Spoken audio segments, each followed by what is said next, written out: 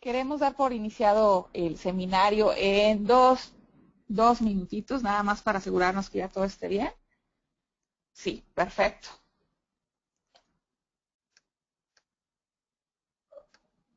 Listo. Pues muchísimas gracias. Bienvenidos a todos de nueva cuenta aquí en la serie de seminarios en línea que el CTS en Bar México ofrece un jueves sí, un jueves no, a las 10 de 10 a 11 de la mañana hora de la Ciudad de México para poder compartir experiencias, buenos casos, malos casos, tendencias, herramientas y todo lo que las ciudades mexicanas y latinoamericanas pueden necesitar para poder avanzar en sus políticas de movilidad urbana sustentable. En esta ocasión estamos acá desde Bogotá. La siguiente semana damos por inicio al curso de capacitación de líderes en planeación de la movilidad urbana que el CTS en Bar México, en colaboración con el Banco Mundial, realizamos cada año. En esta ocasión es el primer año que nos vamos fuera de México, nos venimos a Bogotá para ver y sobre todo honrar un poco al sistema Transmilenio, que este año cumple 15 años de haber iniciado operaciones. Es un sistema que ha inspirado los cambios en la transformación del transporte en muchas ciudades. Como decía la descripción del seminario, a pesar de que Curitiba es el creador de este tipo de sistemas, es a partir de la implantación de Bogotá que tanto la política nacional colombiana en materia de transporte cambia y muchas otras ciudades empiezan a desarrollar estos tipos de sistemas.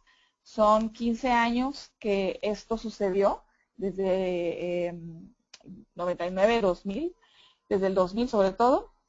Y bueno, queremos aprovechar y tener un invitado de honor y experto en estos temas, que es nuestro director de investigación y práctica de sistemas integrados de transporte en Embark, que es Darío Hidalgo, que ya lo hemos tenido con ustedes, ya ustedes lo han tenido ya lo hemos tenido en otros seminarios, y él nos va a hablar exactamente acerca de esto.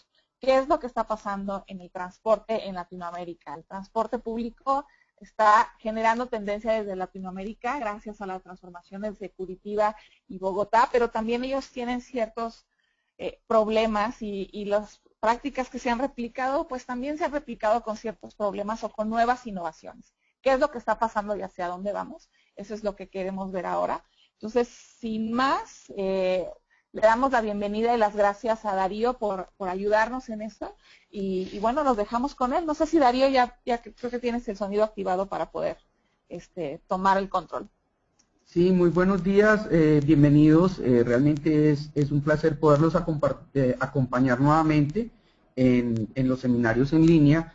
Realmente es algo muy interesante poder hablar desde Bogotá, de Bogotá, pero yo quise hacer un poquito más que hablar de Bogotá y pues básicamente dejamos mucho del tema de discusión de Bogotá de acuerdo con las preguntas que recibamos de los participantes. La presentación que tengo el día de hoy está organizada a través de esa historia de Curitiba a Bogotá, pero pasa por México, pasa por Brasil. Es una historia muy interesante del proceso mediante el cual las ciudades han venido adoptando una nueva forma de complementar sus sistemas de transporte, utilizando buses en la superficie. Y esto es realmente un cambio de final del siglo pasado, no era una cosa común, realmente los sistemas de buses como Curitiba eran totalmente exóticos y muy pocas ciudades en el mundo realmente tenían como complemento de su sistema integrado de transporte corredores de buses de mediana y de alta capacidad. Entonces es un desarrollo típicamente latinoamericano que comienza en Curitiba, aunque realmente había una aplicación previa en el Perú, en el Sanjón, en la avenida que fue construida como avenida principal, como autopista. Reservaron un carril para buses en el año 72 y esa fue tal vez la primera aplicación en Latinoamérica de carriles de buses. Y esta aplicación, en un par de años después, en la ciudad de Curitiba, fue el eje de la construcción de la red integrada de transporte, que fue un simple corredor de buses por algunos años. Solo en 1982 se convirtió en lo que hoy denominamos un sistema de transporte masivo en buses, o BRT por su sigla en inglés, y básicamente el invento de Curitiba fue genial en el sentido de integrar adecuadamente el uso del suelo y su red de transporte, de manera que tuvieran mucha más densidad en los corredores de transporte masivo y menos densidad más alejados de ellos, y también usos mixtos en lo que conocemos como desarrollo orientado al transporte sustentable. Y la aplicación de Curitiba, pues realmente, como la describe el propio Jaime Lerner, que lideró este proceso con su equipo, es poner los elementos que le sirven a los metros para hacer sistemas de alta capacidad en los buses en la superficie. Y eso significa, en primer lugar, darle un espacio exclusivo a los buses para que circulen, para que lleven la mayor cantidad de gente, y el mejor espacio de la vía es el carril central. Poner estaciones que la gente paga antes de entrar a los buses y accede a los buses por múltiples puertas. Lograr un sistema integrado con la integración física en terminales y tarifaria, de manera que la gente pueda transportarse en diferentes componentes del sistema con un solo pago, y proveer múltiples servicios en este sistema integrado. Servicios expresos, servicios super expresos. En Brasil han venido, en la ciudad de Curitiba han venido cambiando el nombre: expreso, ligeirado como el más rápido y ligeirinho como el super rápido. Además, servicios interbarrios y servicios alimentadores. Y esto que ya les mencioné, que es la integración del uso del suelo a la red de transporte. Ahora, Curitiba no lo hizo de la noche a la mañana, fue un proceso, comenzó con un corredor, luego gradualmente fue ampliando la red, no solo en la ciudad de Curitiba, sino hacia el área metropolitana, y hoy tiene uno de los sistemas integrados, tal vez con la ciudad de Santiago, sistema integrado más completo de América Latina. Y es un ejemplo, y como ejemplo empezó a ser mirado por otras ciudades, y tal vez la primera ciudad fuera de el Brasil que hizo un corredor de buses con los elementos que Curitiba nos enseñó fue la ciudad de Quito. Pero Curitiba no paró en esa red original. Hace muy poco hizo una nueva línea, transformando una autopista perimetral en una vía para buses, y retomó elementos que ya fueron aplicados en otras partes, como el carril de sobrepaso. Esta línea verde fue puesta en marcha en el año 2009 y es un nuevo corredor de desarrollo urbano para la ciudad, que comprende una línea de buses de alta capacidad. Las estaciones son un poquito más grandes, los buses además son buses que son limpios, que utilizan biodiesel como parte de la flota, del combustible principal para esta flota. Y lo que esperamos en este corredor, que hoy era un corredor pues que no tenía alta densidad, básicamente con equipamientos urbanos de baja altura, se transforme en unos años en otro de estos corredores importantes de Curitiba de alta densidad. Y como les dije, una de las cosas que también está haciendo Curitiba es innovando sobre su propia innovación. En el año 2010 introdujo el sobrepaso dentro del mismo corredor.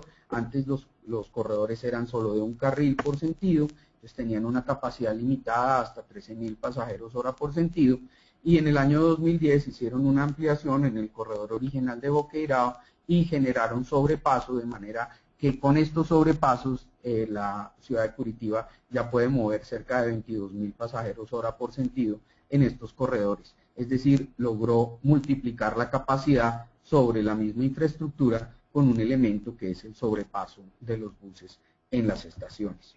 Como les dije hace un momento, Quito fue la primera ciudad fuera del Brasil que replicó la experiencia de Curitiba, el corredor del trolebús, que después fue complementado con la ecovía, con el corredor central, y Quito ya tiene una red de transporte en buses de mediana y alta capacidad, y en este momento está evaluando y sacando adelante el proyecto del metro que complementará esta red. Es decir, Quito logró algo bien interesante y apropiado para sus condiciones, y ha venido trabajando desde antes de Bogotá en el sistema de buses BRT.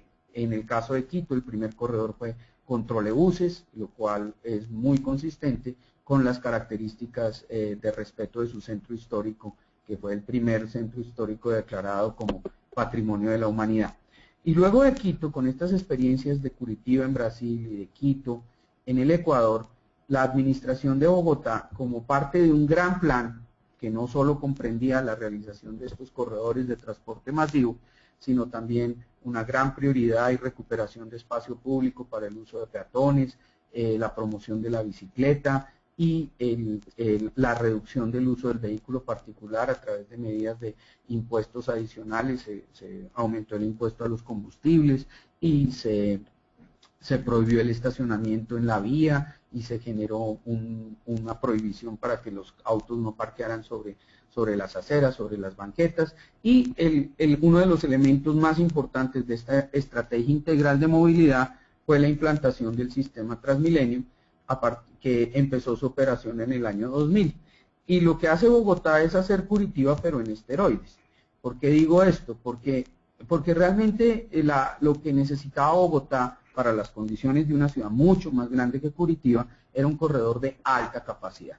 Entonces, con el apoyo de ingenieros brasileños, el ingenio colombiano, se implantó una idea que ya existía, pero que no había sido implantada hasta ese momento, y era usar no solo un carril, sino doble carril, con sobrepaso, con estaciones grandes, con múltiples paradas, con servicios corrientes que paran en todas las estaciones y expresos que paran en solo algunas de las estaciones, compartiendo la misma infraestructura, utilizar los principios de Curitiba de validar antes de entrar a los buses, pasar al mismo nivel del piso del bus, abrir múltiples puertas, buses grandes que además son buses con mejores condiciones ambientales, siendo diésel, son mucho mejores que los buses que existían en la ciudad en ese momento, y una imagen conjunta.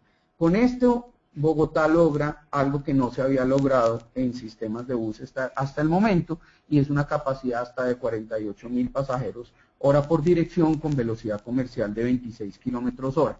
Y es un gran logro porque con una fracción de lo que cuesta un sistema ferroviario, Bogotá pudo en muy corto tiempo empezar a consolidar su sistema de transporte masivo.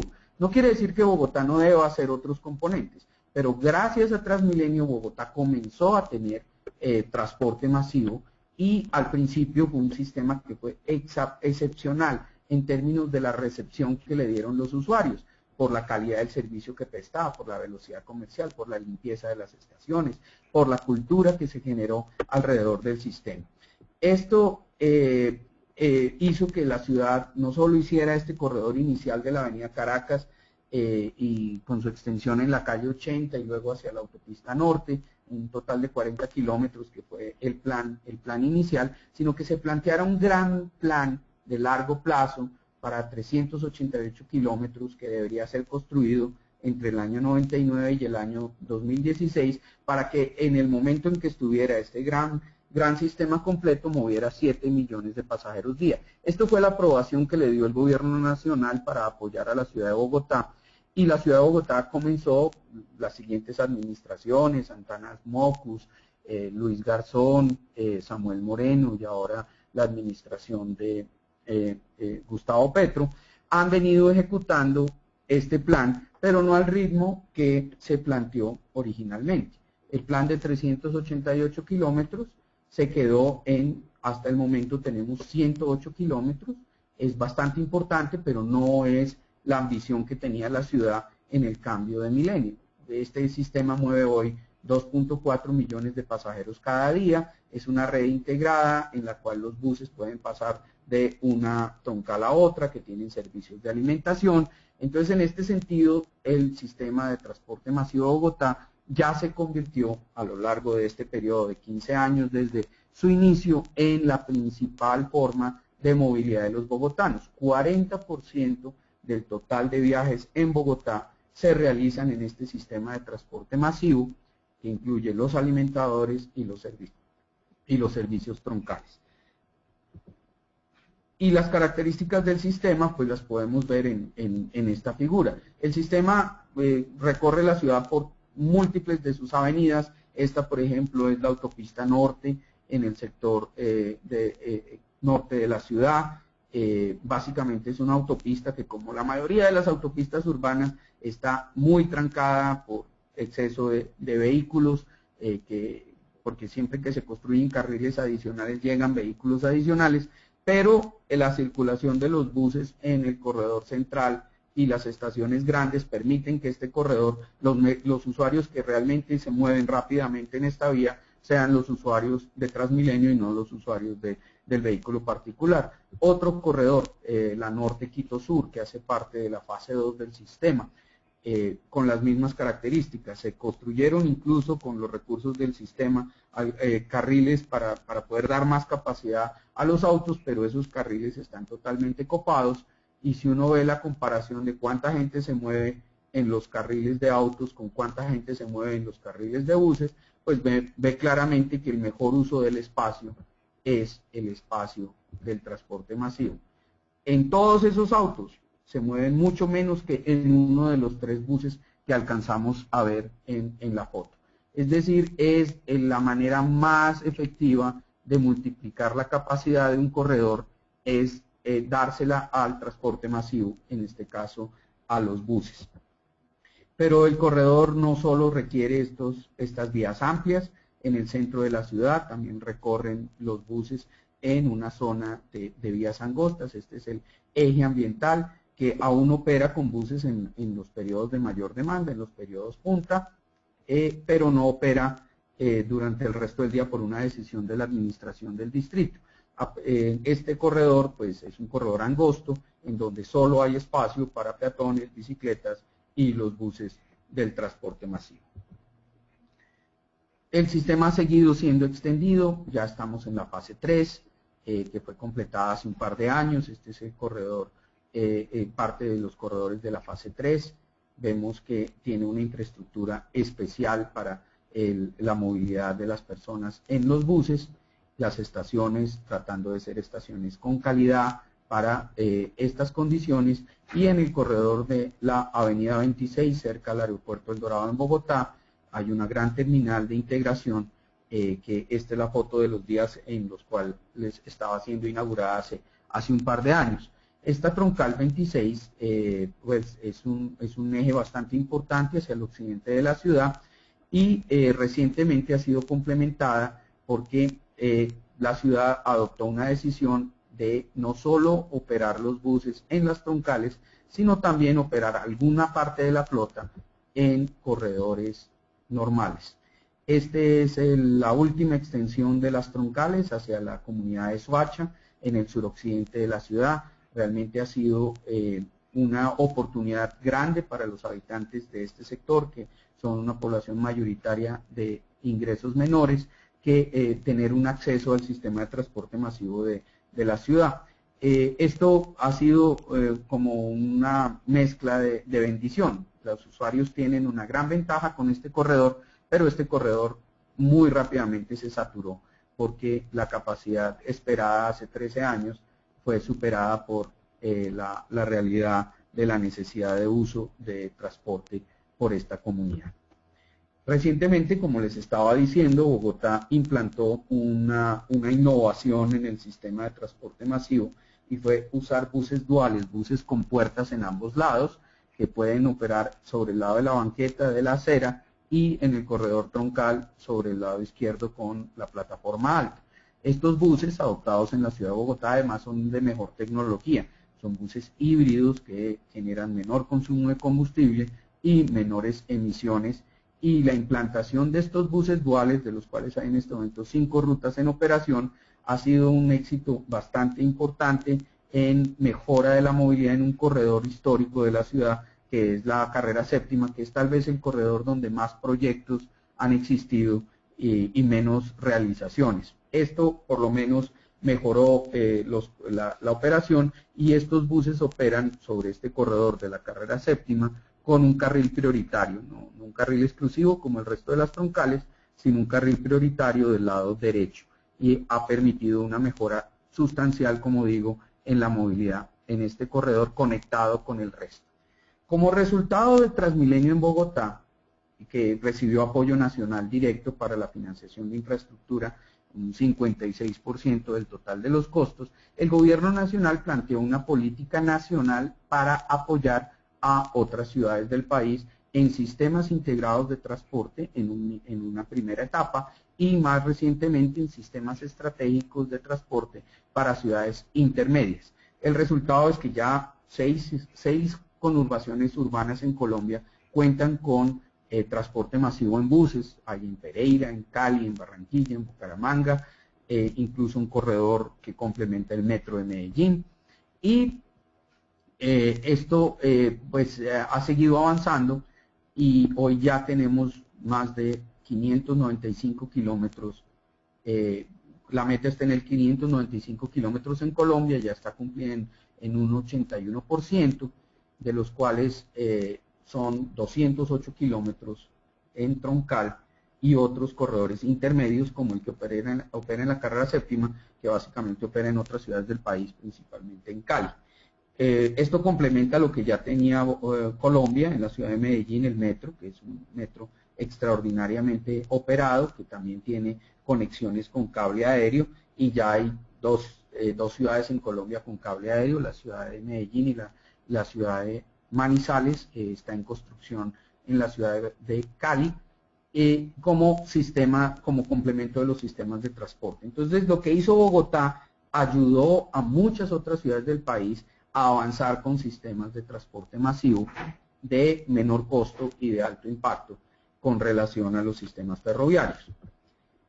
Y el ejemplo de Bogotá se convirtió también en el punto de quiebre a nivel mundial en el desarrollo de corredores de buses. Antes de Bogotá teníamos un total de 24 ciudades con corredores de buses, y después de Bogotá hoy tenemos un total de 185 corredores a nivel global. Y si uno ve la gráfica de implantación, como cualquier otra tecnología, al principio son muy poquitos y llega un momento en el cual hay un punto de quiebre. Bogotá de alguna manera se convirtió en ese punto de quiebre en la evolución de los corredores de buses a nivel global. Y hoy vemos corredores de buses en todo el mundo, ya no es un tema exclusivo de América Latina o de Europa, donde siempre ha existido prioridad para corredores de buses, pues para baja capacidad, pero existe la prioridad.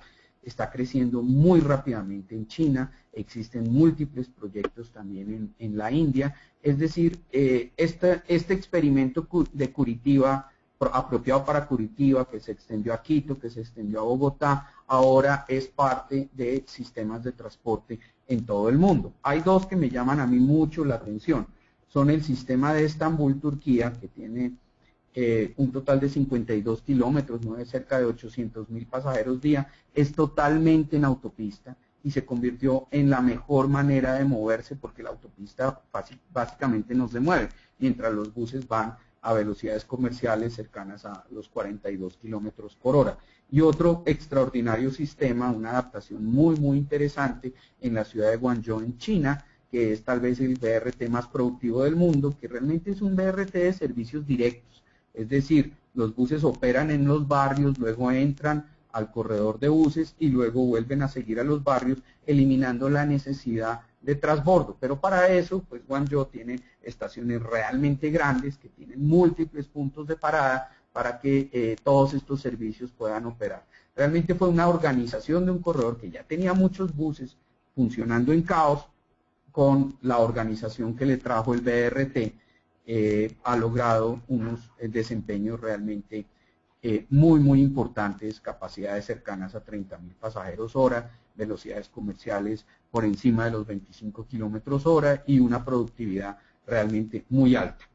En China hay otros sistemas que se están construyendo bajo estos principios en el centro y en el occidente de China. Este ejemplo de Bogotá fue muy útil para que la Ciudad de México y otras ciudades mexicanas avanzaran con BRT. La primera que lo hizo fue la ciudad de León y luego la Ciudad de México, y gradualmente se han ido sumando otras ciudades mexicanas, y tal vez el ejemplo más bonito es este de la Ciudad de México, que todos los años o cada año y medio está poniendo en marcha un corredor adicional para complementar su sistema de transporte masivo, y es los corredores de Metrobús de México, ya llevan 5 líneas y este año 2016 completarán la línea 6, ya se acercan al 1.000.000 de pasajeros día en estos 105 kilómetros y van a superar a Bogotá en la extensión de su red de BRT en este año 2016. Bogotá no está extendiendo en este momento su red, mientras la Ciudad de México sigue adelante con las extensiones. Y tal vez la adaptación más interesante que ha hecho la Ciudad de México es el corredor en su centro histórico. En vez, como no hay espacio para todos los elementos que tiene el BRT completo, adoptaron unos corredores el que le dan total prioridad a los buses, pero que se adaptan a las condiciones del centro histórico. Comienzan en este sector de Buenavista, donde se conectan con el tren suburbano, con línea de metro, con otras 2 líneas de Metrobús, en unas facilidades adecuadas para las personas, con buses de mejores características ambientales, incluso hay una parte de la flota que es híbrida, y una muy buena inserción urbana de este corredor a las características del centro histórico, ¿no? En vez de tener grandes paradas, tienen estaciones, paraderos convencionales con el recaudo a bordo, lo que lo convierte no en un BRT completo, pero sí en un corredor apropiado para las condiciones del centro histórico de la Ciudad de México. Y esta es lo que podemos encontrar allí. Es un corredor que no opera a alta velocidad, no puede operar a alta velocidad porque está en un entorno urbano donde conviven peatones, bicicletas, pero genera una accesibilidad muy especial a este sitio tan importante de la Ciudad de México. Y siguen otros sistemas en México, ya hay 5 nuevos sistemas en otras ciudades, hay otros corredores que están siendo revisados como parte de una política nacional que apalanca el PROTRAM. Esta es una vista de algunos de los corredores que están ya en reciente operación, en Chihuahua, en Puebla, en Monterrey, en Acapulco y en el Estado de México, que generan un impacto bien interesante al desarrollo de estos sistemas. Han tenido algunos problemas operacionales en su inicio que vamos a tratar de discutir a continuación, pero quiero antes de eso, para ir cerrando la presentación, mostrarles también lo que ha hecho Brasil. Y Brasil es tal vez donde más avance hay en este tema de corredores de buses en este momento, porque gracias a la Copa del Mundo y la preparación para los Olímpicos, Brasil está haciendo cosas geniales en términos de corredores de buses. En primer lugar, en la ciudad de Belo Horizonte. En Belo Horizonte, que es una ciudad intermedia en el Brasil, casi 6 millones de habitantes, pusieron en marcha este corredor de MOVE, que realmente es una transformación de los corredores de buses que operaban antes en forma caótica, poniendo todos los elementos de BRT, la estación, el prepago, los mejores buses, y este sistema fue puesto en marcha antecitos del Mundial el año pasado y hoy opera generándole ahorros de tiempo de viaje hasta el 50% para los usuarios de este corredor frente a las alternativas. Es un corredor muy bien construido, con muy buena calidad. Como podemos ver, esta estación terminal, pues las características arquitectónicas son muy especiales. No es hacerlo de cualquier manera, sino hacerlo muy bien hecho. Entonces, hoy más que venir a Bogotá a ver el BRT, vale la pena ir a Brasil, a Belo Horizonte y también a la ciudad de Brasilia y a la ciudad de Río de Janeiro. Y lo que muestra el MOVE es que básicamente el MOVE sí se mueve y el resto del tráfico no se mueve. En Brasilia, la capital de Brasil, que es además la capital de los automóviles por su diseño urbano disperso, el gobierno tiene un plan muy ambicioso para modificar esta situación que es caótica en el transporte público por una situación muchísimo mejor. Ya completaron los primeros 35 kilómetros del eje sur, pero tienen en proceso una red de 140 kilómetros y es una adición muy importante para la capital de Brasil. Y en Río de Janeiro hicieron el Transoeste hace un par de años y acaban de inaugurar el año pasado, también para la Copa del Mundo, Transcarioca, y tienen más corredores en proceso. La idea es que antes de la Olimpiada, a mediados del próximo año, ya completen 160 kilómetros que se suman a su red a su supervía, que es una red ferroviaria de cercanías como metropolitana, y el metro de la ciudad de Río de Janeiro. Esta red completa es una red que pues cubre la geografía de esta hermosa ciudad y que va a dar oportunidad a muchas personas, más de 2 millones de pasajeros día, si se completan los corredores antes del año 2016. Y lo que están haciendo es adicionando infraestructura. En vez de quitar carriles a las congestionadas vías de Río de Janeiro, están poniendo carriles adicionales, por ejemplo, esta infraestructura, que es nueva infraestructura en Transcarioca para los buses, que no le quita necesariamente espacio a los automóviles, sino genera espacio adicional, intersecciones a desnivel para darle alta capacidad, y lo que vemos es este cambio fundamental en Río de Janeiro. Como resultado de todas estas políticas, Río de Janeiro, Sao Paulo y Belo Horizonte fueron los receptores del Premio de Transporte Sostenible que se entrega cada año en Washington, varias organizaciones, de las cuales hace parte EMBARC, ITDP, el Comité de Países en Desarrollo de TRB, y ICLI, GIZ y otras organizaciones, incluso el Banco Mundial, que otorgamos este premio. Pues decidimos en conjunto dárselo a 3 ciudades brasileñas por sus logros, especialmente en el avance de buses, pero también de bicicletas y peatonalización en este año. Y quiero cerrar no con la parte brillante, sino con la parte no tan brillante. El gran logro de Bogotá ha sido poder mantener la participación del transporte público a lo largo de estos últimos 16 años, por encima del 60%. Esto es un logro muy importante porque es una ciudad en pleno desarrollo, donde el ingreso está creciendo. Entonces, normalmente donde crece el ingreso, crece la motorización y baja la utilización del transporte público. Entonces, el gran logro de Bogotá ha sido mantener la participación del transporte público. Y el segundo gran logro es aumentar la participación del transporte público organizado.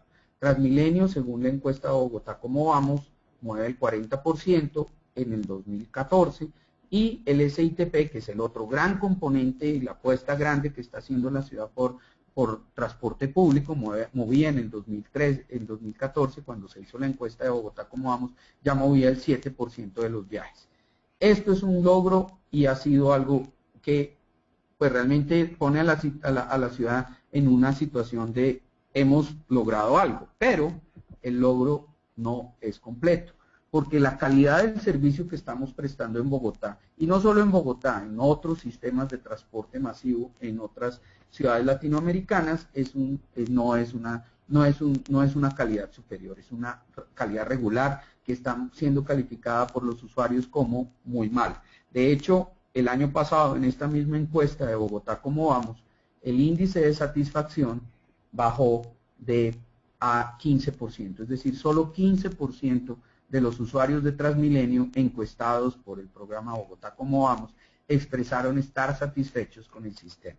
Y es una caída que viene desde hace bastante tiempo, porque realmente esta situación de la alta ocupación y la confiabilidad del sistema se ha venido agravando en el tiempo en vez de resolverse.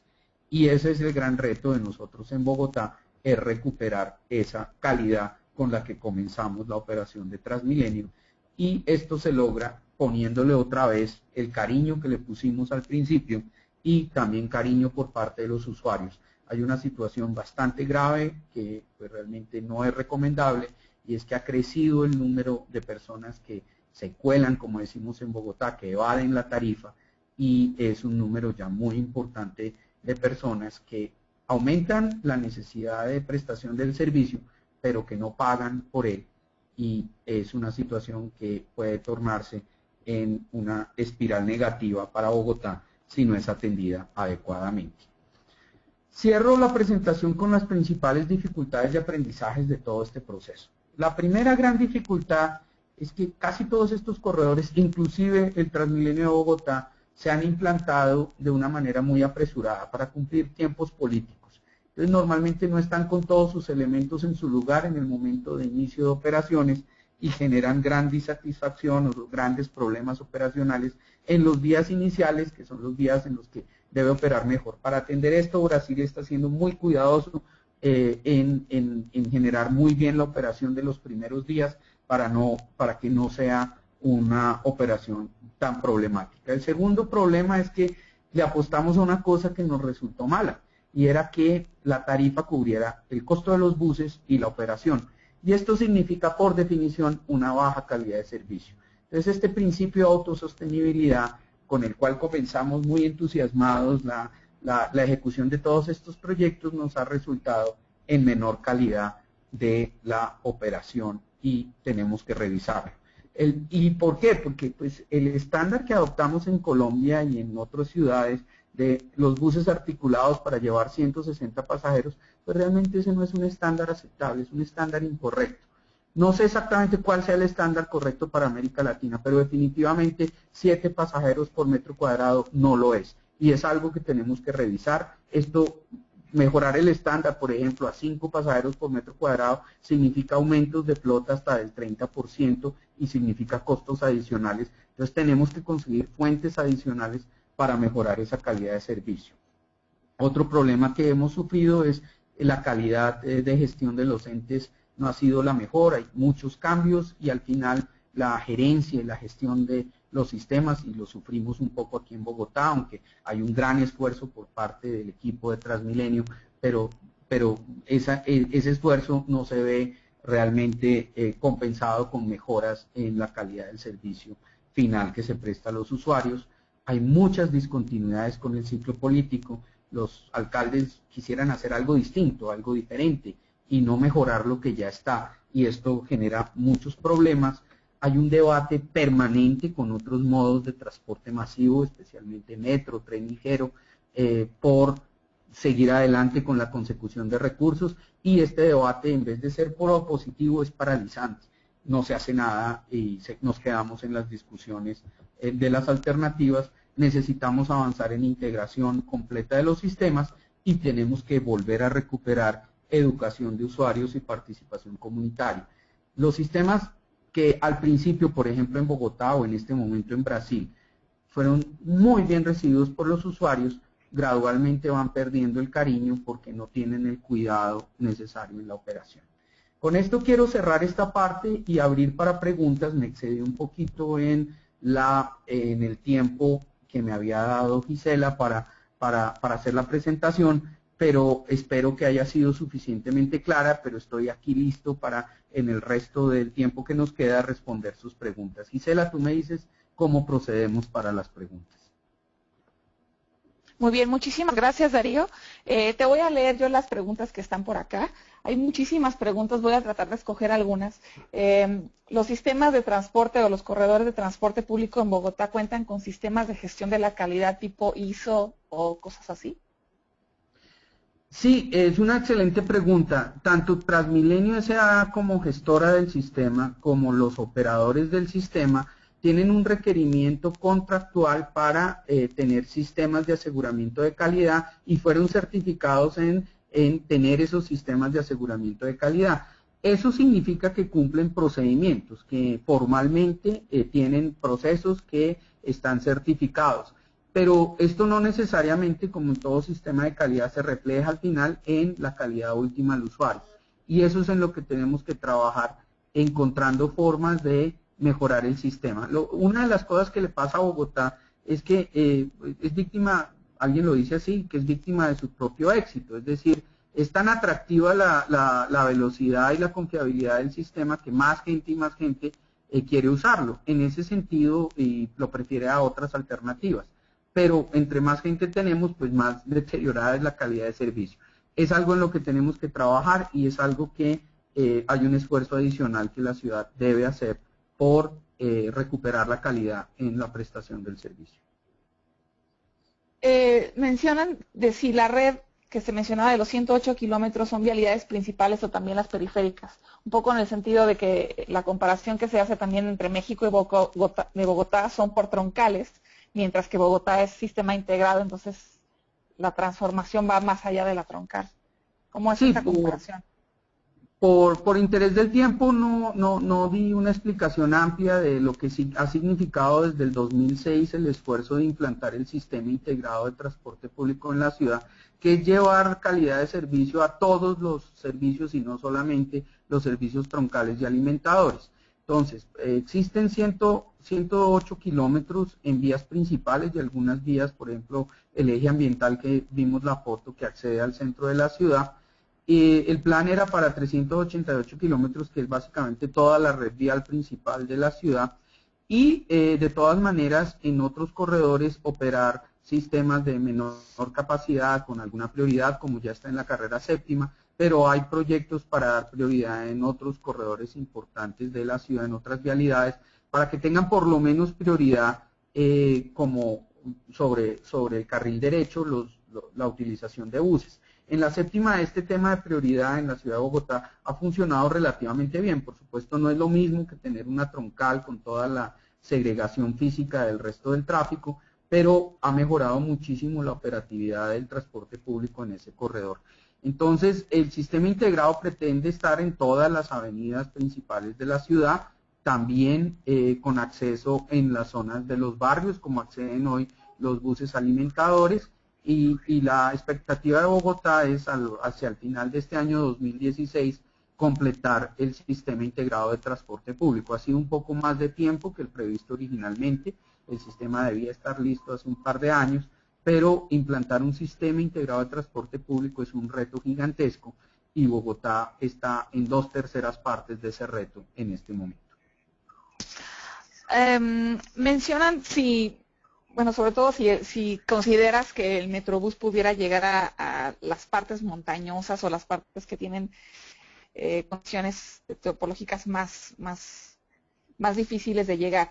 ¿Qué tanto es la experiencia de las ciudades latinoamericanas en llevar transporte masivo a las partes que no son planas? Bueno, una parte que no es plana, mientras la pendiente no sea tan alta, aún se puede operar adecuadamente con buses. Pero en zonas donde la pendiente sí es muy alta, una alternativa, aunque su costo no sea tan bajo, es la implantación de cables aéreos. Esto ha sido súper exitoso en la ciudad de Medellín, en las zonas de muy alta montaña, donde ampliar o construir vialidad es un imposible práctico. También ha sido aplicado en la ciudad de Manizales, que también tiene una topografía montañosa muy alta, en la favela del Alemán en Río de Janeiro, y La Paz tiene ahorita la red más grande, La Paz el Alto, de cables en el mundo para transporte cotidiano, no para transporte turístico. Es decir, existe esa alternativa de integración. Bogotá, por ejemplo, está planteando un cable de la comunidad de Ciudad Bolívar, que es una comunidad de bajos ingresos, para conectarse al sistema Transmilenio en el sector del Tunal. ¿Cuál es la relación entre el costo económico por pasajero del sistema y lo que realmente se cobra en la tarifa a nivel general en Latinoamérica? Bueno, este principio de autosostenibilidad ha sido un principio fuerte en casi todas nuestras ciudades. Hemos tratado de pagar los equipos y la operación de esos equipos exclusivamente con la tarifa. En el caso de Bogotá, este principio se rompió hace un par de años porque se introdujeron un par de subsidios, 3 tipos de subsidios. Subsidio para la tercera edad, un subsidio para la hora valle, un cobro menor en las horas valle, que es cubierto con presupuesto, y un cobro menor para población de menores ingresos, un subsidio directo a la demanda, que es tal vez la mejor manera de dar subsidios, dárselo exclusivamente a las personas que lo necesitan. Entonces, Bogotá en este momento está en una tasa de recuperación de sus costos, tanto de equipos como de operación, del orden del 95%, pero por mucho tiempo funcionó con una tarifa del orden de 80 centavos de dólar que cubría completamente los equipos y la operación. En este momento el costo técnico está un poquito por encima de la tarifa al usuario, que es muy cercana a un dólar por viaje. En ese sentido, pues la verdad, pues lo que hemos aprendido, y tal vez es el aprendizaje más importante de todo este proceso, no solo en Colombia, sino en otras ciudades de América Latina, que esta apuesta por la autosostenibilidad financiera es una apuesta en contra de la sostenibilidad en el mediano y largo plazo. Porque si uno plantea un sistema que tenga que pagarse exclusivamente con la tarifa, es un sistema que no tiene la calidad que merece el usuario. Entonces, la experiencia de Chile con la introducción de subsidios a todo su sistema de transporte, el metro, los buses, o la operación propia del metro de la Ciudad de México, que tiene un subsidio bastante importante, no son principios que debamos echar a la basura, sino recuperar, pero tratar de que ese subsidio no se vaya en desperdicio, sino que sea un subsidio a la calidad, que permita la mejora a la calidad de servicio. En ese sentido, la ley colombiana pretende ser cambiada. El Plan de Desarrollo Nacional incorpora una revisión de este principio de autosostenibilidad y genera oportunidad a las ciudades para que busquen recursos adicionales para cubrir ese faltante a través de cobros por congestión, gestión de estacionamientos y recuperación de valor inmobiliario. Mencionaste en uno de los retos el hecho de que los tiempos políticos simplemente no cuadran con los técnicos. Preguntan cómo evitarías los tiempos políticos o qué harías para eso. Esa es una de esas preguntas del millón con respuesta muy difícil. Yo percibo que es importante tener un plan de largo plazo, no estar pensando solo en el proyecto que le toca a cada administración. Y cada administración hace su parte dentro del ámbito que le corresponde, pero le da continuidad a las políticas que van en el tiempo. Esto no es muy fácil porque la discusión política normalmente se hace sobre la economía política, es un tema de reconocimiento de logros, y cada alcalde quiere que le reconozcan sus propios logros y no se siente muchas veces cómodo mejorando lo que han hecho los anteriores, sino buscando alternativas. Dicen Tanas Mocus que uno de los problemas en América Latina es el machismo y es el tema de que no nos gusta criar hijos ajenos. En ese sentido, yo no tengo la vacuna contra ese tema, pero creo que la participación comunitaria y la apropiación más allá del liderazgo político son oportunidades. Uno ya no se entera cuál es el alcalde de Ámsterdam o de Copenhague. Ellos simplemente tienen unas ideas que siguen en el tiempo y no dependen de quién está a cargo de la ciudad en cada momento. Deberíamos llegar en algún momento dado de nuestro crecimiento como sociedades democráticas y que crecen también en conocimiento y en actividad, a que los proyectos no le pertenecen a los alcaldes, sino le pertenecen a las ciudades, y las ciudades siguen adelante. Yo admiro la continuidad en la Ciudad de México. Cada año y medio están expandiendo un corredor adicional del Metrobús y aspiro a que eso no se trunque cuando haya un nuevo cambio de administración en el futuro. Hay varias preguntas que hablan acerca de Transmilenio, el hecho de que no hay mucha más gente, entonces se tiene la impresión de que se requiere más flota, pero requerir más flota es mucho más costoso. O sea, ¿dónde se corta este círculo? ¿Cuál es realmente el camino a seguir? Bueno, hay tres elementos realmente que le apuntan a esto. Uno, pues la complementación del sistema Transmilenio con un sistema de más capacidad es algo que hoy la ciudad tiene decidido sacar adelante con el apoyo del gobierno nacional. Comenzar con la primera fase de la primera línea del metro de la ciudad, que será un complemento muy importante a este sistema integrado de transporte masivo, pero eso absorbe unos costos bastante grandes. No podemos solamente apostarle a eso porque eso se demora y toma un tiempo importante y unos recursos importantes, pero no debemos dejar de seguir aspirando y mejorando el sistema integrado de transporte. La ciudad necesita entonces mejora en estos corredores de la mayor capacidad que ya llegaron a su límite de acuerdo con el diseño que tienen actualmente las estaciones. Ese diseño de las estaciones puede aún mejorarse, pueden ponerse puntos de parada adicional, pueden generarse un diseño distinto, y de hecho esos diseños distintos ya existen y están siendo implantados en 5 estaciones en este momento, en que se está ampliando la capacidad de las estaciones para recibir más buses. Se puede también hacer algunas intersecciones a desnivel para evitar, así como lo hizo Río de Janeiro, para aumentar la velocidad comercial y evitar el problema que generan las intersecciones continuas a lo largo del recorrido. se puede también mejorar la operación de los buses con mejor control operacional, de manera que se aproveche toda la tecnología que está detrás de estos buses, la localización satelital, el centro de control, para gestionar mucho mejor esa operación, y Transmilenio en Bogotá está trabajando en ese sentido para buscar esas maneras. Pero la verdadera solución es tener una red amplia. Uno no puede solucionar todos los problemas de movilidad de una ciudad con unos poquitos corredores. Entonces es poder seguir adelante con la red amplia. Entonces en ese sentido, por ejemplo, la construcción de una nueva troncal que está en el plan de desarrollo del distrito en la avenida Boyacá, en el occidente de la ciudad, es fundamental para apoyar la mejora de la calidad de servicio en Bogotá. La reparación de la Caracas es urgente, la construcción de la troncal de la Boyacá es importante, y el complemento del metro en el mediano plazo es valioso. Muchas de las ciudades latinoamericanas han empezado por la implantación de corredores BRT. No todas empiezan como sistema integrado de transporte como lo hizo Cali o Santiago. ¿Cuál es esta experiencia de hacer ese salto del caballo, de pasar de corredores a que la ciudad tenga sistema integrado? Es bien difícil apuntarle a una solución para un área metropolitana. En el caso de Bogotá, ya cercana a 8 millones de habitantes, con la conurbación son 9 millones de personas que vivimos en este valle andino, altiplano andino. Es bastante complejo.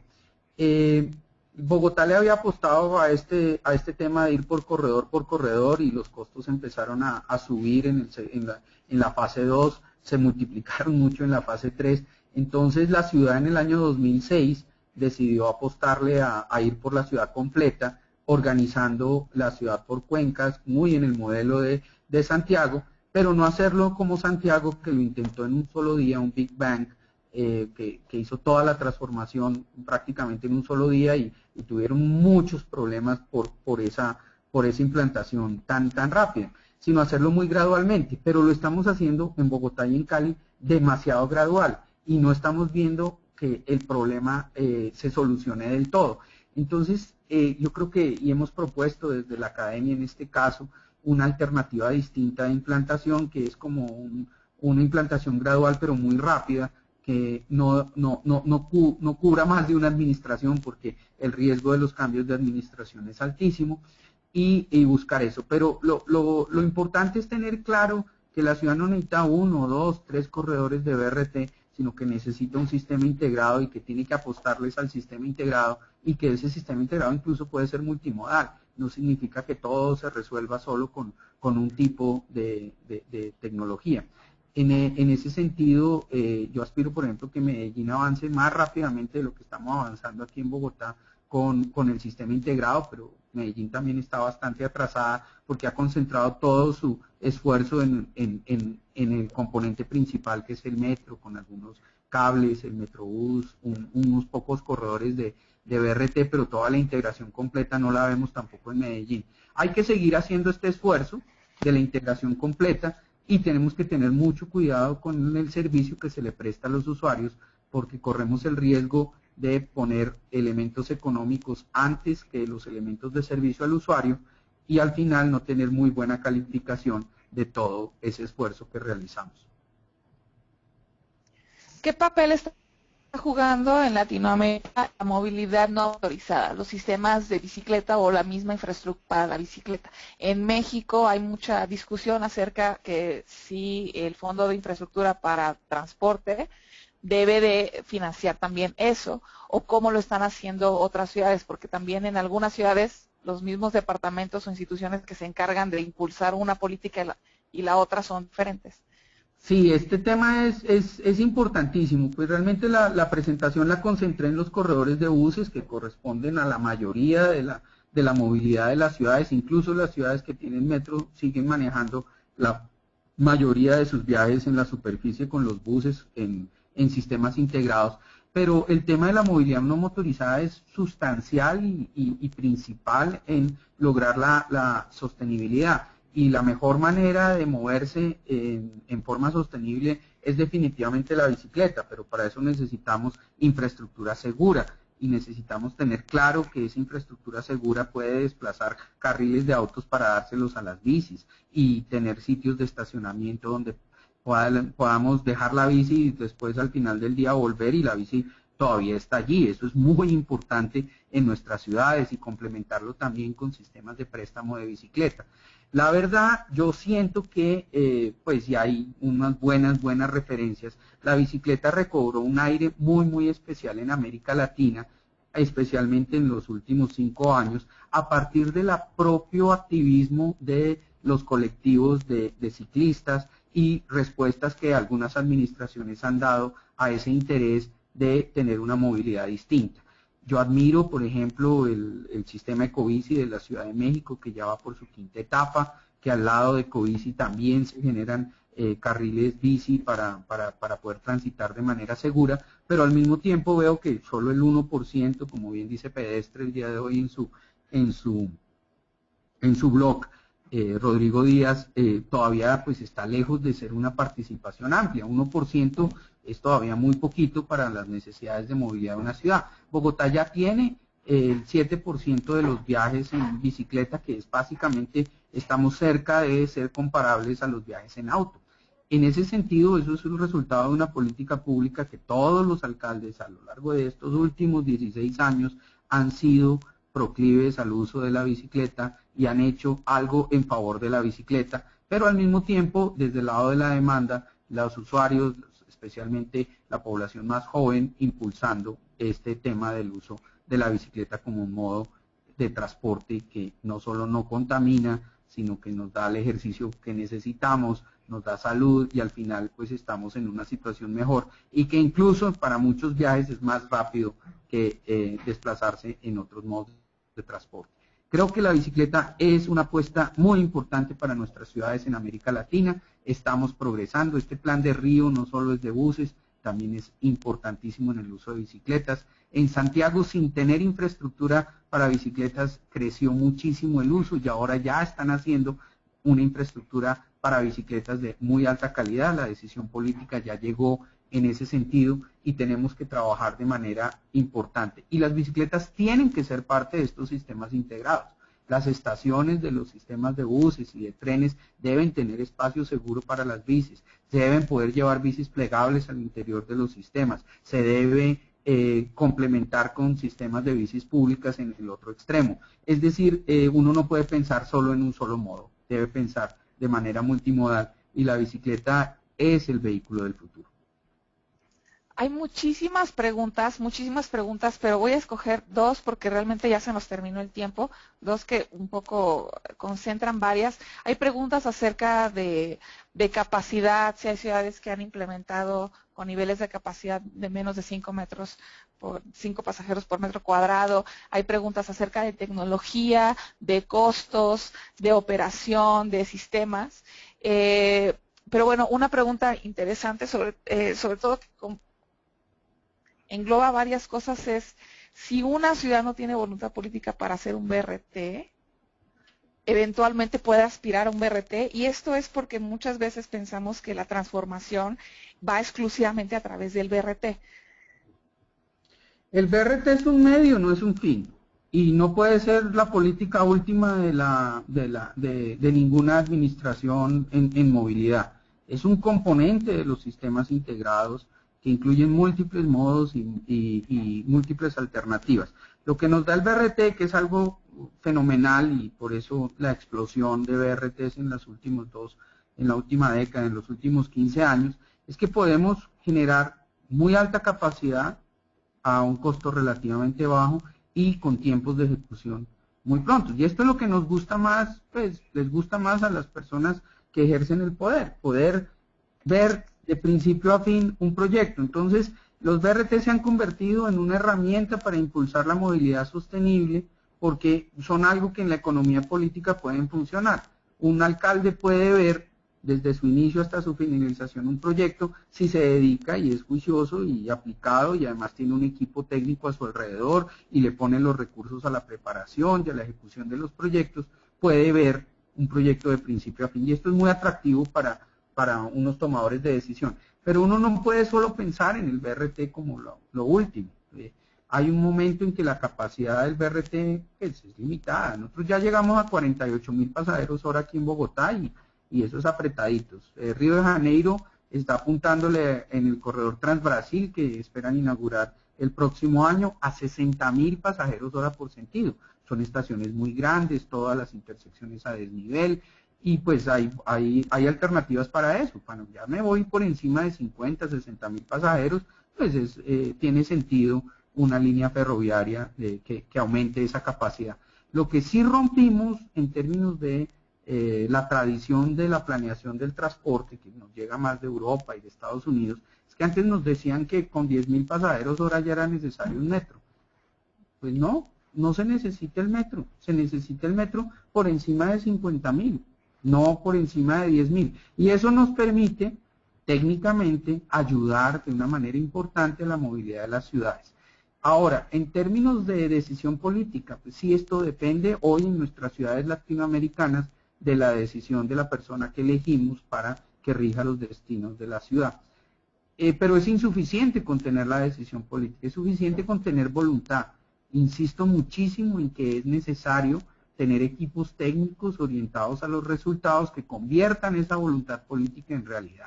Muchas administraciones locales no generan esa capacidad en sus organizaciones internas, y la coordinación entre múltiples entidades del nivel local y con otros niveles de gobierno.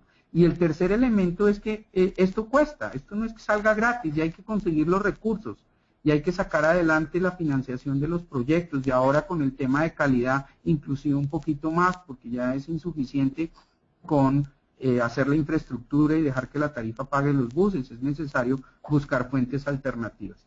Entonces la voluntad política es necesaria, pero no es suficiente, hay que acompañarla, y yo creo que la voluntad política, lo que más empuja la voluntad política es la propia gente, la comunidad que pide mejoras para su ciudad, y que si la comunidad entiende que esto es mucho mejor que otras alternativas, que construir segundos, terceros pisos, es algo que realmente nos sirve a todos.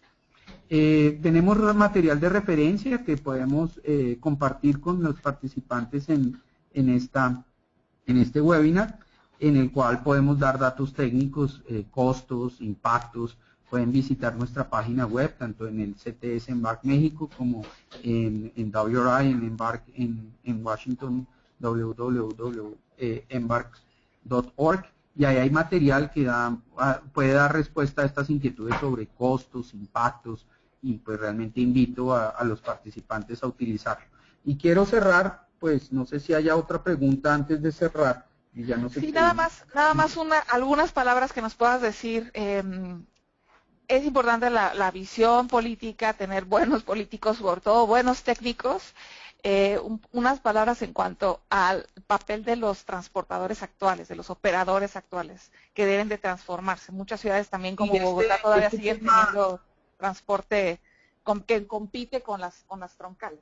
Bueno, eso nos da para un webinar muy rico y muy valioso, y pues es imposible dar una buena respuesta en corto tiempo.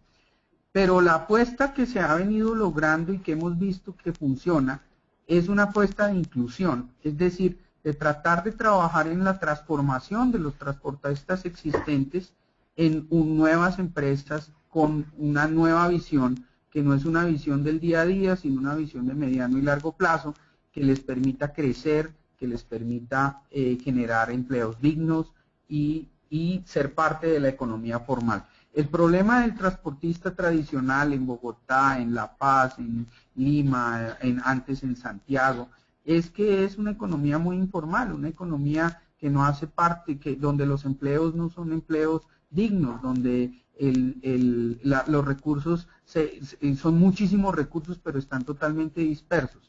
La organización cuesta, y hay que buscar una manera de que esa organización cueste, el costo de organizarse no sea excesivo, y con algunas mejoras de productividad y con estos nuevos recursos que podemos darles a los sistemas de fuentes como el cobro por congestión y los estacionamientos, podamos dar la calidad. Pero los transportistas son invitados a participar en el proceso, pero no podemos dejar que el proceso sea para los transportistas, sino principalmente para los usuarios, con la participación de los transportistas. Excelente. ¿Quieres terminar con algo? No, quiero que tú cierres con la invitación al siguiente, que está muy Pues emocionante. muchísimas gracias a Darío. Siempre logramos tener 170 personas conectadas, que es muy, muy bueno. Generalmente nos vamos sobre 150. Muchísimas gracias a Darío. Recordarles que nos vemos en 15 días. La próxima semana estaremos aquí en Bogotá para las personas que están aquí en Bogotá, que nos están escuchando. Vamos a estar en el Centro de Convenciones de Compensar. Es un evento que por supuesto es privado porque es para las personas que cubrieron su inscripción, pero dense una vuelta, vamos a estar ahí, la gente de todos los expertos de EMBARC dando este curso de líderes en planeación de la movilidad urbana, que lo llevamos a cabo por primera vez aquí en Bogotá, ayudando también a la celebración de los 15 años de Transmilenio. Nuestro próximo seminario se junta también con el 8 de marzo, que es el Día Internacional de la Mujer, y aunque ustedes no lo crean, muchas mujeres son líderes en la transformación del transporte, no solamente desde la parte política, técnica, sino también desde los operadores. Hay personas, hay mujeres bastante rudas que se encargan de mover grandes compañías de operación de transporte, y bueno, lo que vamos a hacer es tener un panel con ellas, con diferentes perfiles de mujeres que nos hablen exactamente en cómo estamos las mujeres plantadas en esta transformación en el transporte público. Entonces los esperamos, no se olviden inscribirse. Y bueno, muchas gracias. Recordarles, nos han preguntado mucho, la presentación se va a subir a la página de Movilidad Amable, en donde ustedes pueden encontrar el link de registro para los seminarios. Ahí en un par de horas, unas 3, 4 horas, subimos la presentación. Y el video del seminario lo pueden encontrar en nuestra página de YouTube. No me sé el vínculo directo, pero búsquenos en CTS EMBARC México y ahí podrán encontrar el video, yo creo que ya para mañana por la mañana. Muchísimas gracias, Darío, y pues nos vemos por acá muy pronto. Gracias a todos los que estuvieron acá con nosotros. Vamos a enviarle las preguntas a Darío, algunas que realmente requieren más atención, y para que las podamos contestar ya ahí poco a poco. Muchísimas gracias. Gracias, Darío.